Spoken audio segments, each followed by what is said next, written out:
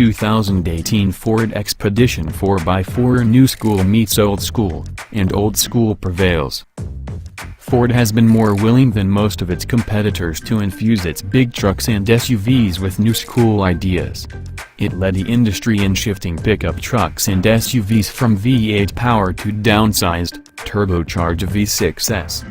It reduced the mass of its F-Series pickups with the first ever bodies made from aluminum. It was an early adopter of independent rear suspensions for its big SUVs, a move that improved third-row comfort and ride quality at the same time. How would Ford's new school thinking play out in the first all-new Expedition in 11 years? Now that we've put some miles on one, we know, it seems more old school than new. That's not entirely a bad thing, but it's not the outcome we were hoping for, especially given how much we like its F-150 pickup cousin, enough to make that model a 10 best trucks and SUVs winner. Something old, something new. Ford held to the old school, big SUV blueprint by again basing the Expedition on a heavy, truck-type steel frame, but, as with the F-150, the new model has been pushed further toward modernity with an aluminum body.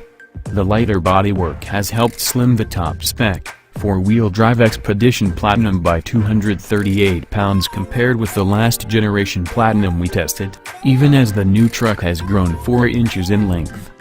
The old Expedition already benefited from the third-row space advantage of an independent rear suspension, which allows a flat floor all the way to the rear. And the previous Expedition switched to a twin-turbocharged 3.5-liter EcoBoost V6 back in 2015. Both of those features are carried forward, although the V6 now is based on the latest version of that engine that powers the F-150 and the new Lincoln Navigator. In Expedition Platinum guys, it makes 400 horsepower and 480 pounds-feet of torque, improvements of 35 horses and 60 pounds-feet over last year's model. The XLT and limited models get the same 375 horsepower, 470 pounds-feet output as in the F-150. Bolted to the torquey V6 is another leading-edge component, a new 10-speed automatic co-developed with General Motors. Expeditions with four-wheel drive can tow up to 9,200 pounds.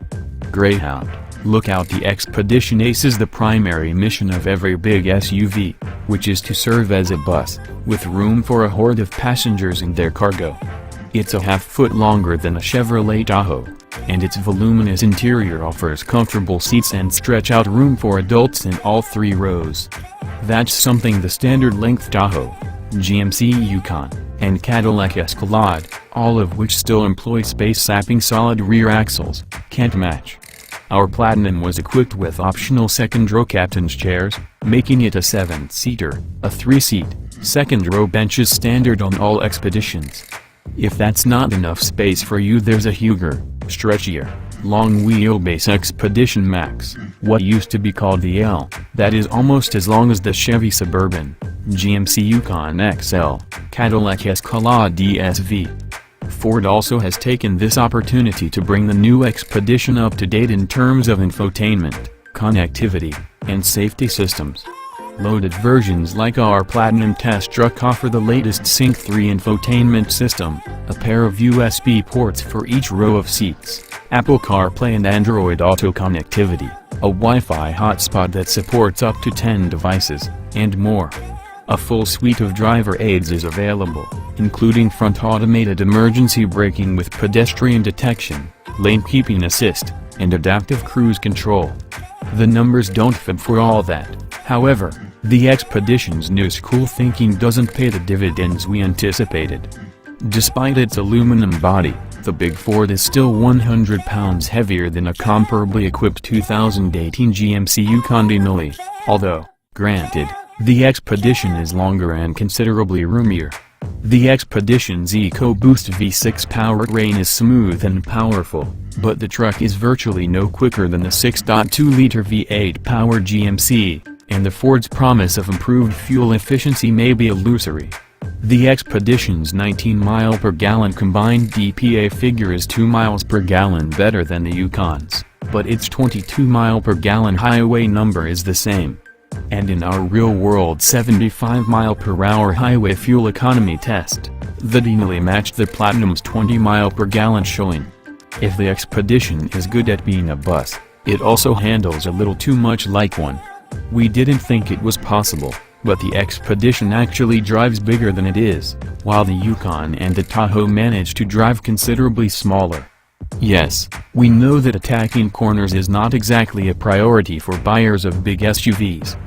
But even in normal traffic, the Expedition's ponderous handling and disconnected feel demand more of your attention, and ease of driving counts in this segment. The F-150 is far less ponderous despite its solid rear axle and structure-reducing separate cabin box. The Expedition does ride smoother than the Tahoe and the Yukon Denali, however.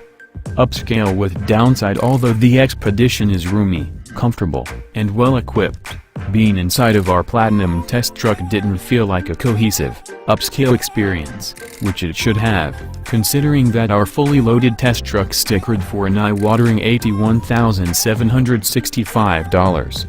The base rear-drive XLT model starts at $52,890. The Platinum starts at $73,905. The Platinum soft leather seats and handsome door panels are made of premium materials, but their effect is compromised by cheap-looking plastics elsewhere. The clunky trim around the large back dash vents is particularly egregious, and a center stack that seems like it's out of a vehicle costing half as much. We've got your new school right here. The Expedition may be brand new, but the SUV that shows how new school is done actually has been around since 2013, the Mercedes-Benz GLS class, formerly known as the GL.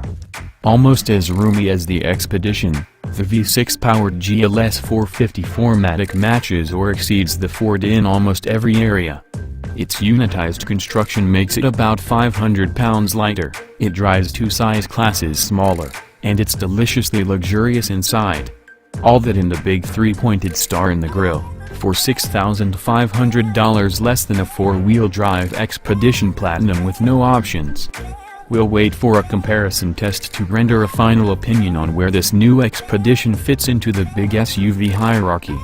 But our first impression is this: new school or old school? It seems the Expedition may need a little more school before it can play with the class leaders.